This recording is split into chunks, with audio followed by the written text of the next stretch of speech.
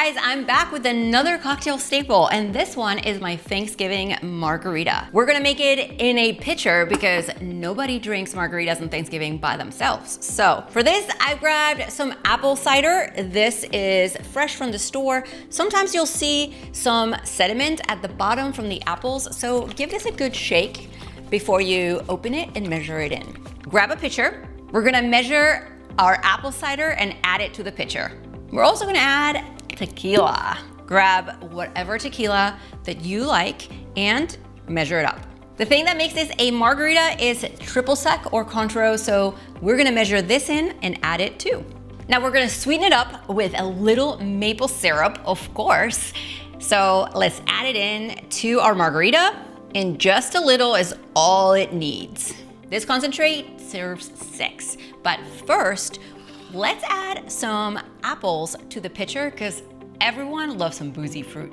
Now you can add these apples any way you like, cubed, sliced, whatever rocks your world. Personally, I like to slice the apples in half and then just cut them into thin slices. Once you get to the middle core part, I flip it over. And then we take our apple slices and add them to our pitcher.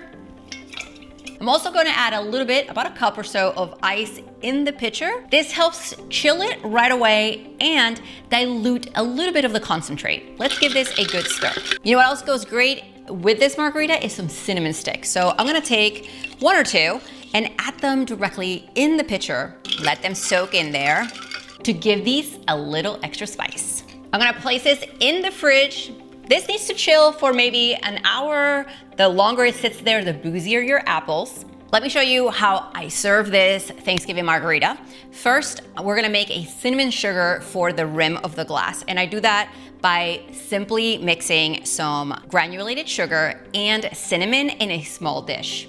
And you wanna mix it really well until all the sugar looks brown, just like that. Typically, with most margaritas, you take a lime wedge and rub it against the rim of your glass to moisten it. But lime doesn't really go with this Thanksgiving margarita. So instead, let me show you my trick. I take 2 paper towels and fold them in half.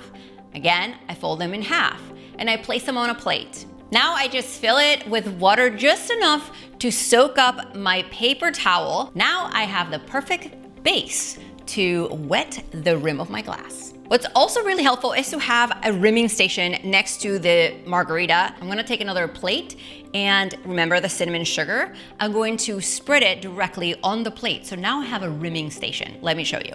So I'm gonna take my glass and going to place it upside down on the wet paper towel. And as you can see, it works perfectly. And then I lift it and I move it over to my sugar station.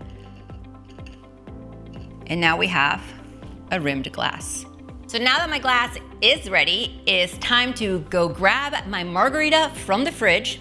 Now remember, this is quite concentrate, so first thing you're gonna do is fill your glasses with ice, and then we're gonna pour some of that margarita. We also wanna grab some of these boozy apples. Now, if this is too strong for your guests and you wanna keep the party going but not get them super sloshed, you can just grab some club soda, which is bubbly and fizzy, and just fill the glass to the top.